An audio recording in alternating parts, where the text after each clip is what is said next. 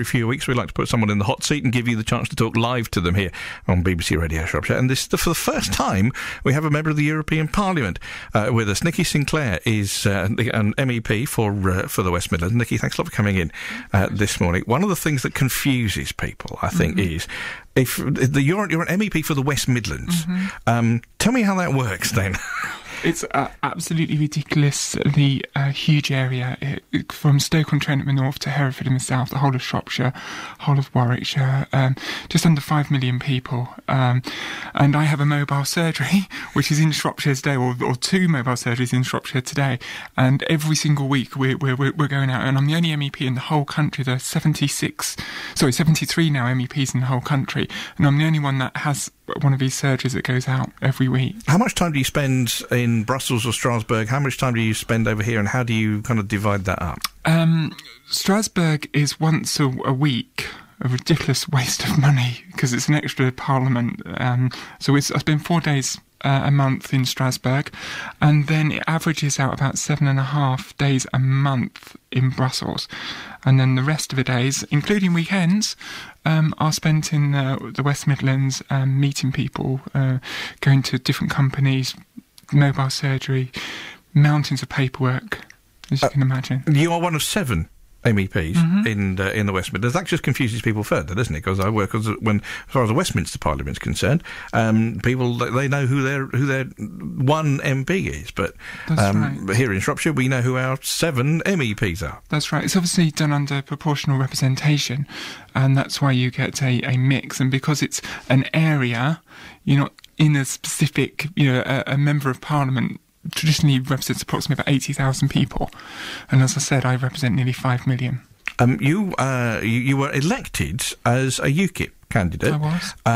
You're no longer part of the UK Independence Party. Tell me what happened. Well, I was pretty much near enough a founder member of UKIP, so I worked very much at the highest levels. I'm a national executive party secretary of UKIP for many years, and I was elected in 2009 and took up my seat in Brussels, Strasbourg. But what became very apparent, I was very much an activist there. I didn't really work in Brussels and Strasbourg prior to. I was on the ground and an activist. But what became apparent to me when I went there was the links that UKIP had with very extreme far-right groupings. We're talking about people that don't believe the Holocaust happened. We believe. Who are these people? What links do UKIP have? Do you say UKIP has with these? Well, groups? They're in a parliamentary group. The Labour Party, for example, are in the Socialist group. The Conservatives are in the European Conservative and Reformist group. The Liberals are in an Audi group. So UKIP went into this group, and it's got a party, for example, like Liga Nord. And one of its members, Borgetio especially, has a radio morning where he has someone called Father Abramovich, who believes that Auschwitz was nothing more than a cleansing chamber. And that's just abhorrent to me. So it wasn't UKIP you were unhappy with, it was the people they were aligning themselves with. I was quite surprised that the reason why UKIP were aligning these to people, which, to be fair, the average UKIP member, doesn't have these views. Yes, because it's not what I experienced in all those years. Yeah. But the main reason why UKIP were there were for by joining this group, they were getting huge amounts of money. We're talking millions, and. The reason why I got involved in the Eurosceptic movement with UKIP, because it's out of principle. I really believe we should leave the European Union, or at least we should have a referendum and make up our own mind. So, to go there, and, it wasn't just the Holocaust, it was things like the mayor of Treviso, the Liga Nord mayor of Treviso, wants to ethnically cleanse Treviso of homosexuals. I don't know exactly what that means. And it was just very, very difficult for me. And, and while I'm Eurosceptic, I'm not xenophobic. I've got no fear of foreigners. I absolutely love Europe. I just don't want to be governed by Europe. So is it not, you say that you became a UKIP member in the first place, or a founder in the first place out of Eurosceptic principle. Is it not, does it not go against your principles to be part of the European Parliament? Well, it was a huge issue. The original UKIP position when the UKIP was founded was to take part in European elections but not take the seats. That position changed in 1998 at the party conference. And it was then Nigel Farage, who was the big proponent of this, who actually said, look, if we went there, we could use the information to fight against the European Union, and also we could actually use the money that we would get as MEPs to fight the campaign in this country. And surely a UKIP MEP would be better than a Liberal Conservative, which I totally, and that swayed the party membership. So I do think there is a good argument for going there and fighting the corner. But UKIP don't even really do that. You know, they don't take part in committees and you know, do the necessary. I mean, for example, there's a big thing at the moment which is going to really affect this country on financial transaction tax, which as a city is an incredibly part of the wealth of this country. Well, Godfrey Bloom, the UKIP member of that committee, didn't turn up on the vote in that committee, and that was passed by one vote. Yeah, you've really got to be in there working. Godfrey Bloom was a UKIP MEP for Yorkshire, but he was on that committee and didn't turn up, didn't vote, and the vote presumably went a different way from. But at least there are a political party of some size, stature, and sure, and attracting more support. You are now the sole member of the We Demand a Referendum party. I'm the sole elected member. Sole elected member of the yes. We Demand a. How many non-elected members do you have? How big is the party? Well, we have supporters of over 80,000, and we have a mailing list of actually bigger than that. This is developed on the back of the successful petition that forced a debate in Parliament 18 months ago, which I was behind. So it's come on the back of that. But we have significant people. I mean, for example, we have the broadcaster Katie Hopkins, who's going to be our candidate in the South West, and we have some came second in The Apprentice a couple of years ago. Well, she's the only person that ever told Alan Sugar no. She actually got through to the final and said, "Actually, I don't want this." So you know, we have Sir George Hargreaves. We've got Roger Knappman, a former government whip, MP government whip, who's part of us. So you know, I might be currently the sole elected, but you know, we're quite a substantial party. To what extent has David Cameron taken the wind from your sails by saying if the Conservatives are elected at the next general election, there will be exactly the referendum that you want? Well, that's if it happens. I mean, we've had previous prime ministers selling us on a diet of there will always be a referendum jammed tomorrow, and these referendums never materialised. I think after the Constitution/Lisbon referendum, we were told, oh, well, we're definitely going to have a referendum on the Constitution. They changed the name to the Lisbon, and they said, oh, well, Lisbon might be 98% the same as the Constitution, but humans are 98% the same as a rat. And that was the Labour Party argument of why we shouldn't have a referendum. And I can see, but I actually think I would actually join in with the pro-European argument on this, and actually say the longer we leave this, it develops uncertainty, and that's not good for the business community. My argument is, and where I've actually changed since becoming a member of the European Parliament, I've become far more pro-referenda, and I actually believe if we're going to be in the European Union, you need to make it work, and you need to make it work properly, and none of our MEPs from any of the parties are doing that because they've got one eye over their shoulder at their constituents that really don't like the European Union. I think we should have a national debate about our membership of the European Union sooner rather than later, and let's make up our mind, because this halfway house is detrimental to our national interests. Okay, BBC Radio Shropshire on Wednesday morning. In the hot seat this morning, Nikki Sinclaire, MEP for the West Midlands. Your chance to talk live to Nikki comes right now. 01743 248 321, the number to call. You can text 81333, starting your text with the word Shrop, or you can email jim.hawkins@bbc.co.uk. Suzanne is in Shrewsbury. Morning, Suzanne. Good morning. Morning, Suzanne. You're through to Nikki. What do you want to say? Well, hello, Jim and Nikki, and all the listeners. Last week in the European Parliament, the MEPs passed a resolution on corporate social responsibility, so aiming to ensure that companies behave ethically. But I'm a member of the Shrewsbury group of Amnesty International, and Amnesty has been very critical of MEPs for making this resolution that they passed last week very woolly and focusing on self-regulation by business. And in particular, Amnesty believes that European Union companies should be obliged by law to assess whether or not there is a risk of human rights violations in their operations, and that they believe this should be a legislation European Union-wide, and that if they do commit violations of human rights, they should be held to account. And they point to the case of Shell operating in Nigeria, where a farmer in Nigeria, his livelihood was destroyed by oil pollution. And he was able to bring his case to court in the Netherlands, but this would not necessarily, because Shell is an Anglo-Dutch company, but he would not necessarily have been able to bring his case to court in every EU country, because there's no EU-wide legislation. So my question, that's the context, but my question to Nikki is, do you feel that European Union companies should be made to be responsible for preventing human rights abuses in their operations and even in their supply chains or in their operations outside the European Union? And do you think that the European Union has some kind of responsibility to oblige them to do so rather than promoting voluntary measures? Okay, Nikki Sinclaire. Okay.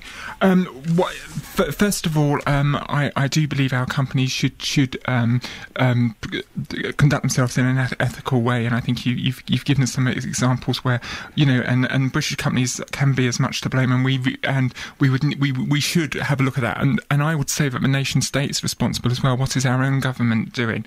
The problem with the European Union is that you have 27 member states, and there's 27 different interests. And even when you get an agreement, and you might even get strong laws, you'll get countries just totally ignoring them. And I'll give you an example, which is slightly going off topic, but about chicken cages for the welfare of chickens. We in this country, I think it's here in Shropshire, one of the big egg producers, spent £10 million, conforming to EU law. Yet the Polish, the French, and the Spanish totally ignored it, and it actually put 15 pence on a dozen eggs. So our companies became uncompetitive, and the rest of the European Union became more competitive. So why was that not enforced then? Well, that's why I'm going back. I slightly went off topic, but that's where it is very woolly. You use the word very woolly, and that is the problem with this 27 member states. They say the right things, but when it really comes to it, there's no teeth to this, because the Polish or the Greeks, wherever, will say, well, we're in economic dire straits. How can we afford to implement these measures? And the European Union go, oh, okay then. But when it's us and our civil service, we adhere to the letter of the law. So is that an argument for saying, well, let's just not do anything because not everybody's going to do it anyway? No, that's one of the problems with our membership of the European Union, and it's something that needs to be discussed. And one of the things that I actually, what I talk about is we need a Royal Commission to actually look at the facts of our membership of the European Union and how much it cost us. But no, of course, just because people don't do anything, there's no reason not to do anything. We should be promoting these issues. However, was this what Suzanne's referring to? Was that a missed opportunity? Yes, of course it's a missed opportunity. Obviously, I'm not there to promote EU legislation. I would very much, would like to see that type of legislation within the UK. And the UK, via the Council of Europe, which has nothing to do with the European Union, yeah. It's a completely different thing. This is what I would support, where people, do sit down together and discuss issues, promote things via there. Suzanne, what do you make of that?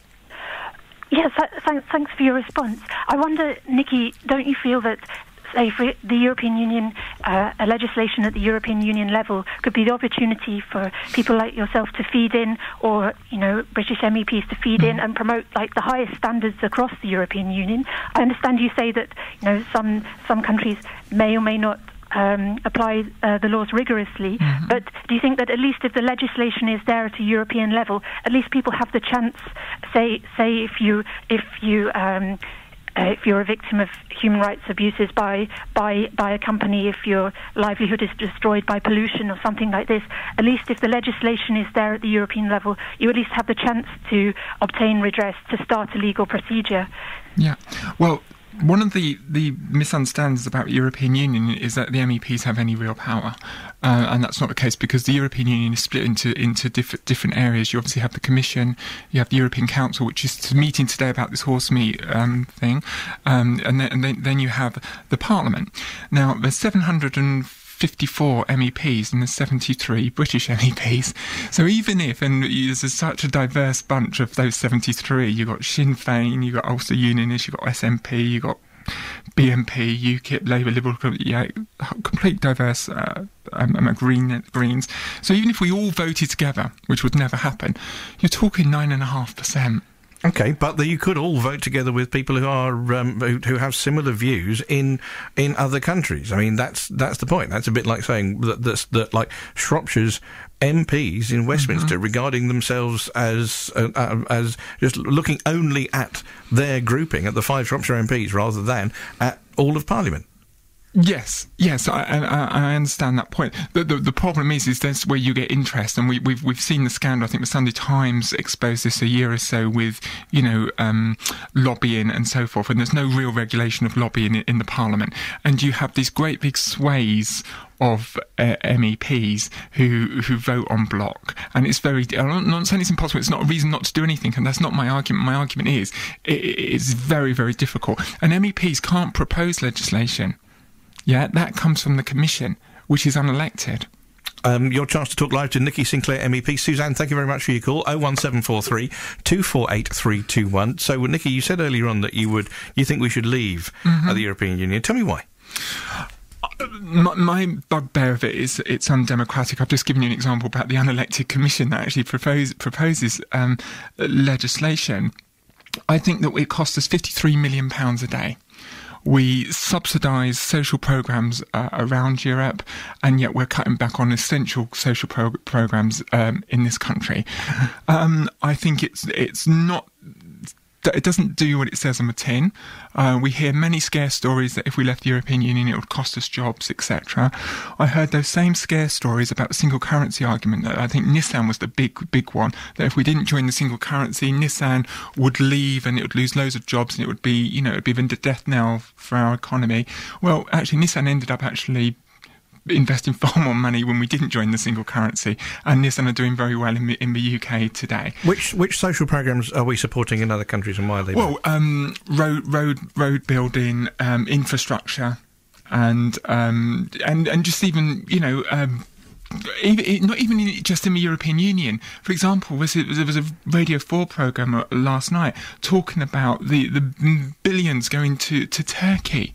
Yeah, who have horrible human rights abuses against the Kurds, who are still occupying northern Cyprus, which is part of the European Union. There's still over 1,200 missing people, yeah, and yet we're spending our taxpayers' money sort of supporting them. Of course, some of that also comes back to this country. I mean, we just heard yesterday that as Shropshire and Staffordshire produces less than 90% of the average GDP of the European Union, that qualifies it as a transition region, which qualifies it for additional funding. That's got to be a good thing, right? It sounds a good thing, but don't forget, as I said, we pay £53 million a day net. This is just our own money coming back to us. Wouldn't it be good whether that money just came from our central government and not went to Brussels? So why do you object to helping people in other countries? I don't object, and don't forget, the UK has one of the largest aid budgets in the world.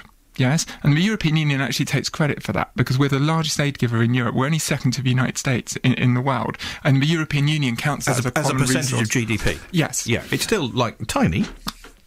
But I mean, considering we're the second though to the US, so we're not great, but we're better than other people. We're better. We do our bit. Yes, and I don't have a problem, going back to you, I don't have a problem with assisting other countries, but I do have a problem, and when I get letters from constituents saying, that various things have been cut back, yes, and why, For example, what sort of things are people writing to you about having been cut back? Well, for example, transport services. Yes, how come we can't invest in transport when we're investing in transport in Portugal?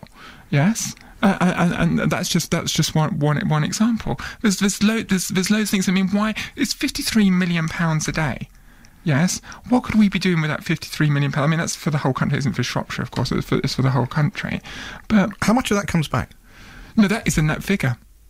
That is. So that's a net contribution. That is the net contribution. We are one of the wealthier countries in the European Union. We are. And if you have a community, then isn't that exactly the same as in this country, where the people who are better off pay more to support everybody in total. Isn't that exactly the same? If you've got an argument with that, then you've got an argument with the entire tax system. Well, I think it's a different thing. I think that, but it goes back to my pro-referendum. When have the British people ever consented to do that? Then how far do you go? Should we take in? Well, when did we ever consent to the introduction of income tax? It's exactly the same thing, isn't it?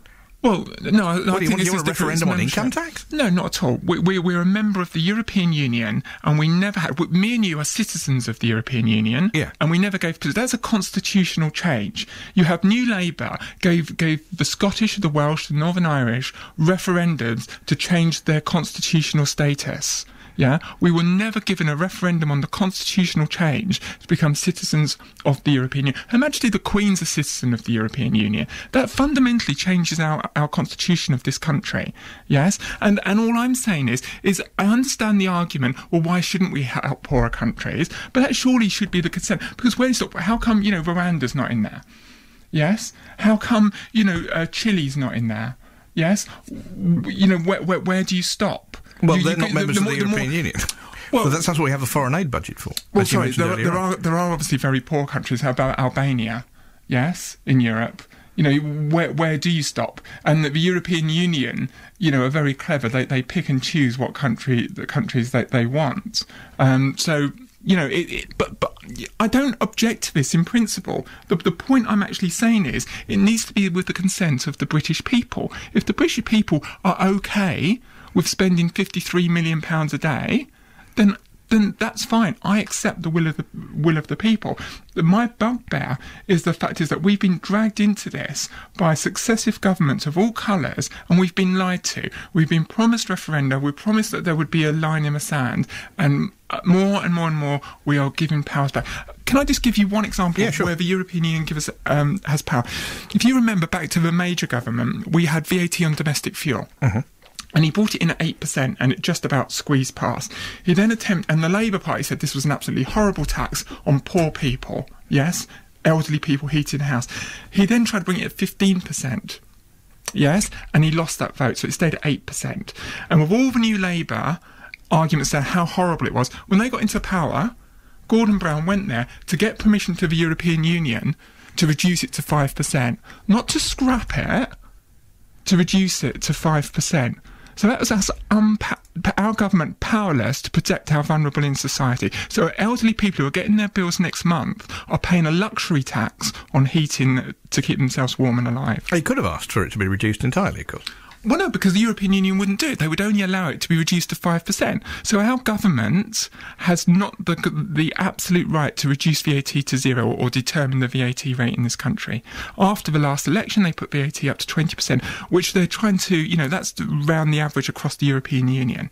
Yeah, that wasn't mentioned during the general election, was that? Well, isn't that about cooperating with the other countries in the European Union so that we all sing from the same hymn sheet? Isn't that part of the point of it? Well, but it goes back to the point I keep making. That's fine if there is the consent, but there isn't the consent because what makes you think people don't want it?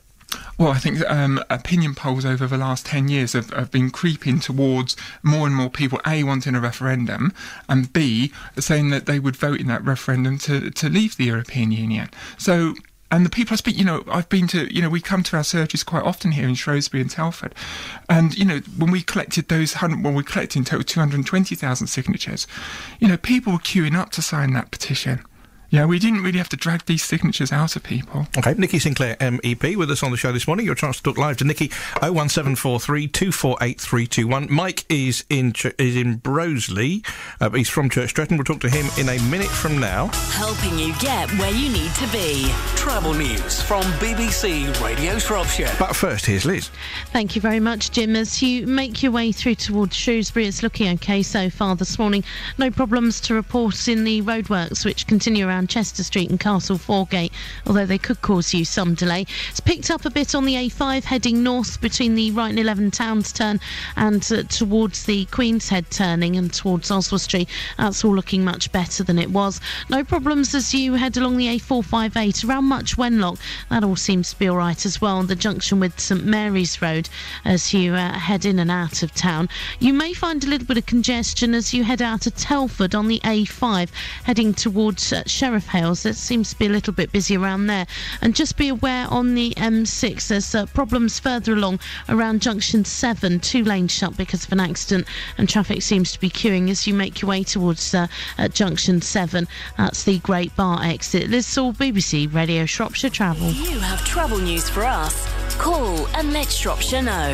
08000 725 200. BBC Radio Shropshire Travel.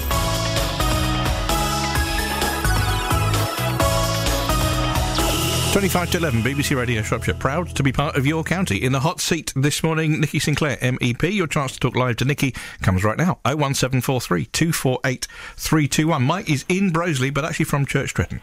Morning, Mike. Morning, Jim. How are you? I'm fine. You're through to Nikki. What do you want to say? Right, Nikki, I am assuming that if we have a referendum, you're voting to come out of the EC. That's correct. So we come out of the agricultural, the common agricultural policy at the same time? Yes. So would then all the subsidies that all the farmers get stop? Well, they wouldn't necessarily. They would stop from the European Union, but I wouldn't say that I propose that subsidy should stop for farmers. The Common Agricultural Policy is 48% of the European Union budget, and it's one of those things that actually constantly fails the audit. 18 years the EU budget hasn't, the EU accounts haven't been successfully audited. At the moment, I think that those subsidies could be done via, as I've said earlier, could be done via our own government. You know, we're a net contributor to the European Union. Yes, well, so that money is not European money, and we need to change the mindset. That isn't European money that comes in. That's our own taxpayers' money. What guarantee can you give that it would actually come back to farmers in this country if it didn't go to Brussels? Well, that would be a matter for the government, but it would be something that I would say that you couldn't leave farmers high and dry in this country. Let me tell you something about the Common Agricultural Policy. It adds on £25 a week to the average family of four's food bill in this country. You look at the milk industry, how it's decimated. The European Union has decimated the milk industry in this country. You look at the fact that we throw away food in this country, and that's a terrible. That's down to the European Union. Okay. Well, why is it? Okay, let's go back to Mike. Mike, go on. You say it's £25 per family in this country that pays for it, but we probably save that on the cheap food that we get through all the subsidies in the first place. But my point is this: we're all linked into the agricultural policy, which is European-wide. If we come out, then we then have to sell our food and import our food from all over the world. And are we still going to continue subsidising the farmers? I think it's £14,000 a year the average farmer gets in Shropshire. Are you still going to continue those, or are you going to cut those subsidies or stop them altogether?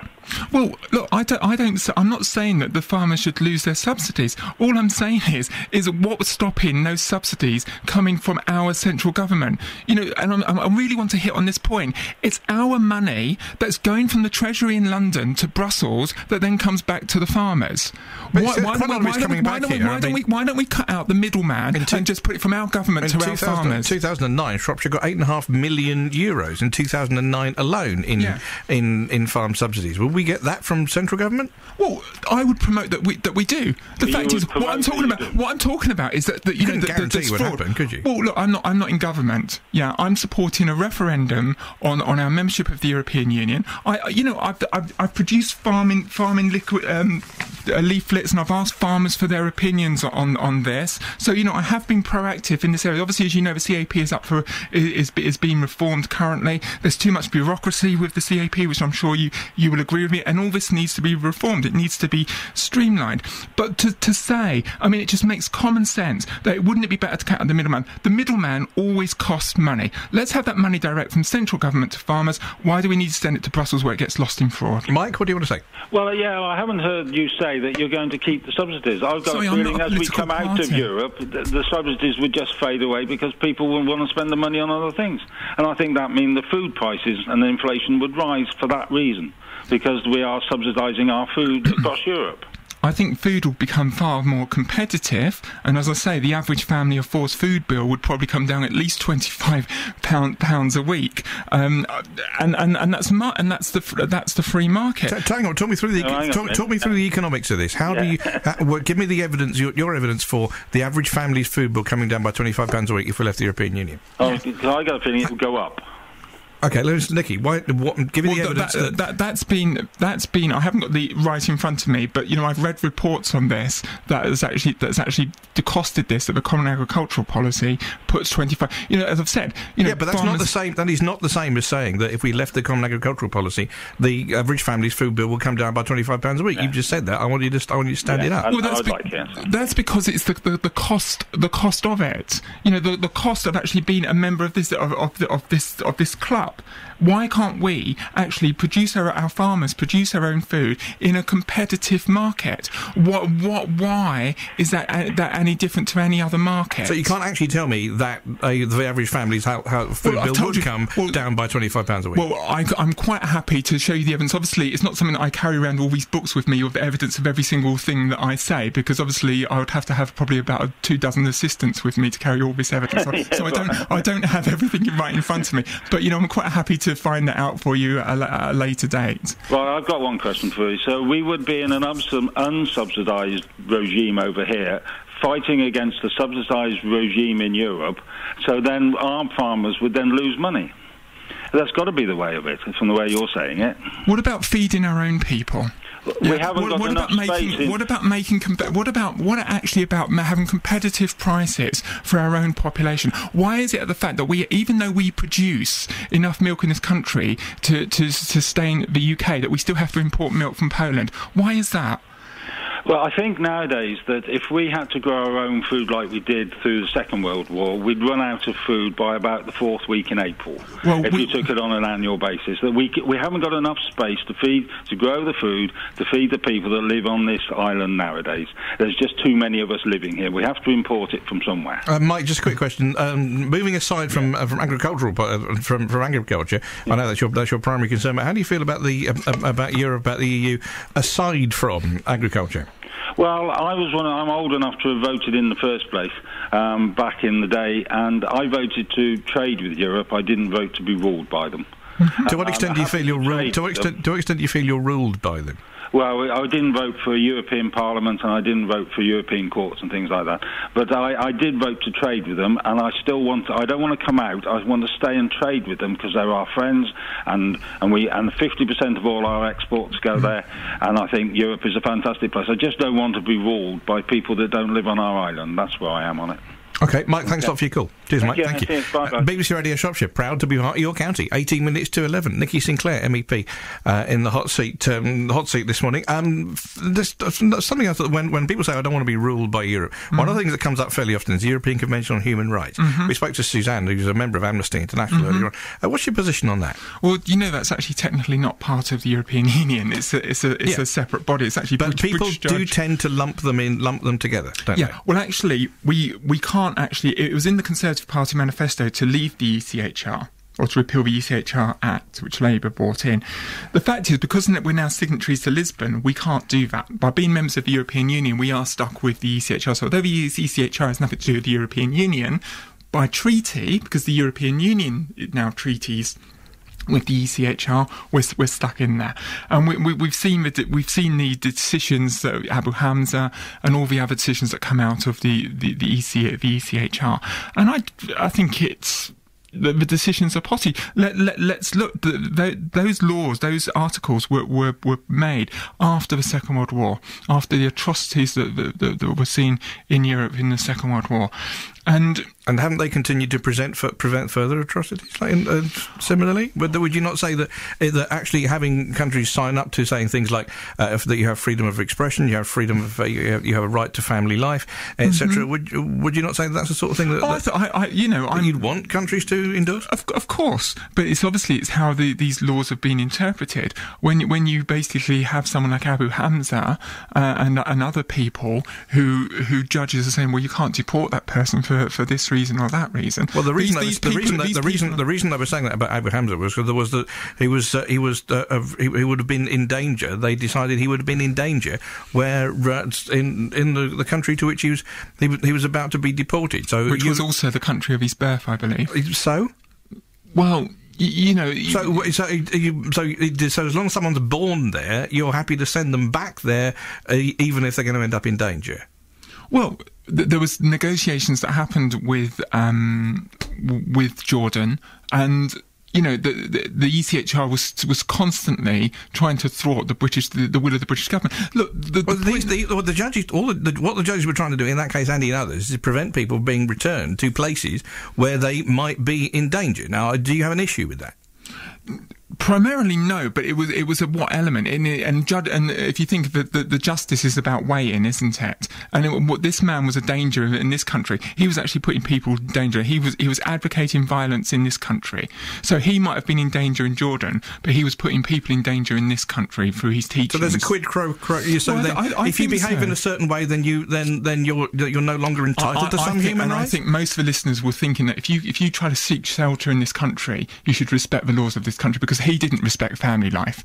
He didn't respect freedom of expression. He didn't respect the safety of people in this country. So are you expecting us to sink to other people's level then? Is that what you're saying? No, that if people behave badly, then we have a right to behave badly to them? That's not what I'm saying. That's what it amounts to. No, I disagree with you. He was abusing the system, not just the laws of this country. He was abusing the legal aid system in this country. The millions of pounds. He wasn't abusing it. He was entitled to it. Was he?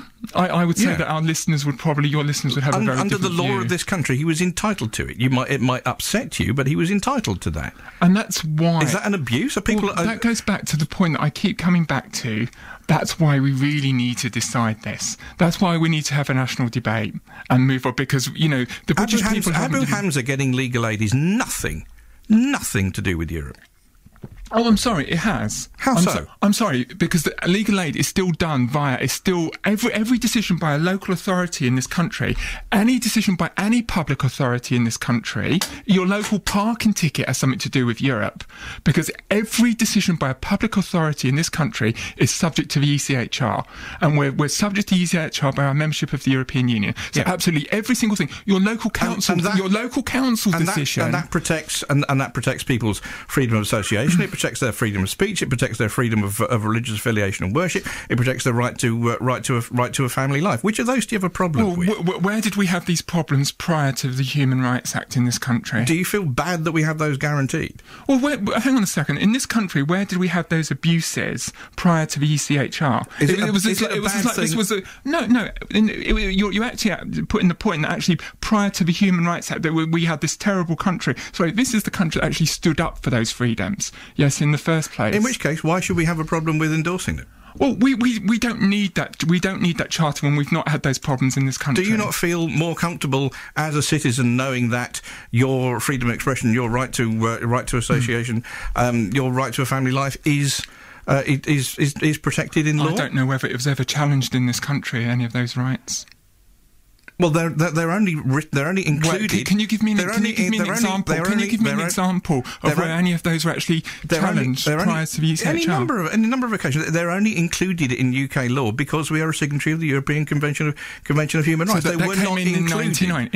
That came in in 1999. They were not explicitly included in UK law before that. That came in 1999. Yeah. Prior to 1999, where were those rights been? Where was it? They weren't. They weren't. Sorry. That's the point I'm making. They weren't. So I don't recall there was problems of right of association or right of family life prior to 1999. I don't think there were problems there, were there, in this country? Okay. Nikki Sinclaire MEP with us this morning. 01743 248321. Jim.Hawkins at bbc.co.uk. Text 81333. Starting your text with the word Shrop. We kind of touched on this earlier on. You're against us being in the European Union. Just tell us a bit more about what you do as you mentioned, going back and forth between here in Europe, etc.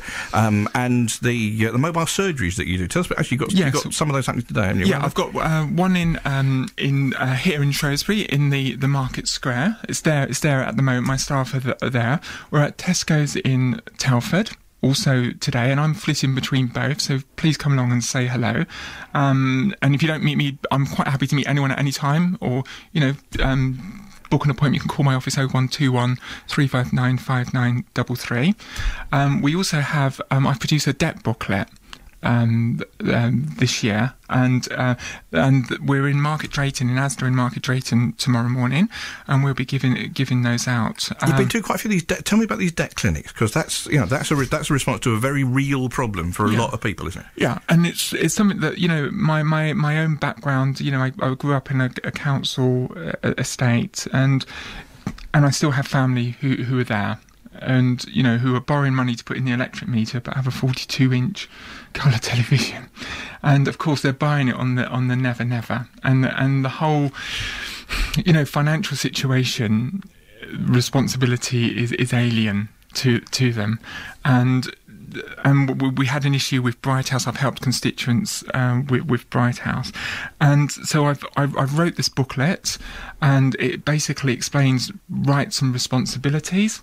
It says how, if you find yourself in a problem, what you can do to remove yourself from the problem, but it promotes basically responsible money management, and not to be intimidated, because there's a lot of intimidation with money out there at the moment. Doorstep lenders, that kind of thing. Yeah, and I really have a really big issue with this from my background, because I believe that these type of people are controlling, and basically they're keeping people down. And I think the misuse of money in this country is awful. Is it actually that? It's just from your European perspective. Is that more of a problem in this country than it is in others? I don't know, to be honest. I don't know about the. I mean, I know that through my upbringing and from what I see, and it's something that's a real bugbear with me. But my mobile surgeries. As I say, I'm the only MEP out of all 73 that do this. I'm really proactive in speaking to people. I'm very Eurosceptic, but I really want to encourage this debate about Europe. We've had some really good calls, and I'm quite happy, because I'm not saying everything about Europe is bad, because there are obviously some good things about Europe. But going back on the agriculture, we've obviously the big stories about horse meat. I knew there's something I meant to ask you about that I've written down and got round to. And that's the horse meat thing. What's going on there? Well, that's a problem whereby we're in. And I heard someone on Radio 4 the other day talk about, well, as part of the single market, we're like one country, and that's what the European Union is trying to become, one country. And so basically, this meat in Romania can be transferred all the way to this country without any checks. And it's just like we've bought the meat from Staffordshire. Yes. And the line from Paterson, North Shropshire MP and the Environment Secretary, is that this is essentially the retailer's problem. It's the retailer's responsibility to make sure... It's label. Yeah. To what extent do you go along with that? To what extent do you agree with that? Well, obviously, I do agree with very strong labelling, of course. But obviously, we need to look at the responsibility. I mean, I think food should be checked. And I think our own government does not have the power to check this food as it enters the country, because that would be a breach of EU law. So, but presumably they got the power to check it once it's here. They don't. They don't, because it would be a restriction of trade. So they can check meat that's produced in this country, but not that comes in from elsewhere. Pretty much. Yeah. All those. They can check food that comes in from China or the US or whatever, but not the European, because it's seen as one country. Yes. Are there positive advantages to that? I mean, just to not moving away from the horse meat thing, because frankly, if I'm looking at a piece of meat, I'd rather know it's horse or not. But there's the kind of the freedom of movement. It's much more easy for people to move between one country and another now. It's positive, negative, or somewhere. There's a mixture. Obviously, the single market is a positive thing, and I think your caller said he voted to trade with Europe. Yes. And I'm not. We buy more off Europe than we sell to Europe. Yes. So if we ever left the European Union, they wouldn't want to stop selling us their BMWs and their French perfumes, their Italian wines, etc. Would they be as keen to do it? Would it be as attractive? Would be as attractive to them? Of course we would, because we buy more off them. They're not going to cut off their nose despite their face. But there are other problems with the, for example, the freedom of movement. There's what's known as Schengen, which the UK isn't part of. But I'm involved with the Human Rights Committee. I'm not talking about the kind of the ECHR. I'm talking about real. I'm involved. I mentioned the Cypriot situation. Yeah. I'm involved with the missing people in Cyprus. I went to Bahrain to visit prisoners of conscience in Bahrain. I've been to Gaza. I was invited to Armenia next week. I can't go to oversee the presidential election now. So I put my Euroscepticism to one side. I'm very keen on human rights. I'm very pro-human rights. But one of the problems with Schengen is people trafficking. Because there's no checks, people traffickers have been able to move people all the way across the continent. Exploiting some of the poorest as exactly. As they and do it goes back to my real bugbear, exploiting people, the most poorest and most vulnerable of society. And I think that's where the European Union's major failing is. Okay. Nikki, it's been great to have you with us this morning. Thank you very much for your time. Nikki Sinclaire MEP from the We Demand a Referendum Party. And as Nikki mentioned, mobile surgeries today in Shrewsbury and in Telford. And Wednesday, the Market Drayton Deck Clinic is that? Tomorrow morning at Asda. Tomorrow morning in Market Drayton. Nikki, thanks for being with us this morning. Thank you. Who would you like us to put in the hot seat for you to have the chance to talk to? Let us know who they are and we'll try and get them in. Some are keener than others, I've got to say. You can email me a suggestion to jim.hawkins@bbc.co.uk. Text a suggestion to 81333, starting your text with the word Shrop, or call us 01743 248 321. Colin Young. Weekdays from 12. You hit the headline, we'll headline the hit. You tell us what you think would go with this story today. Here it is. Office workers who sit behind desks all day should push away the chair and work standing up, according to an exercise scientist. It's the fun way to spend your lunchtime.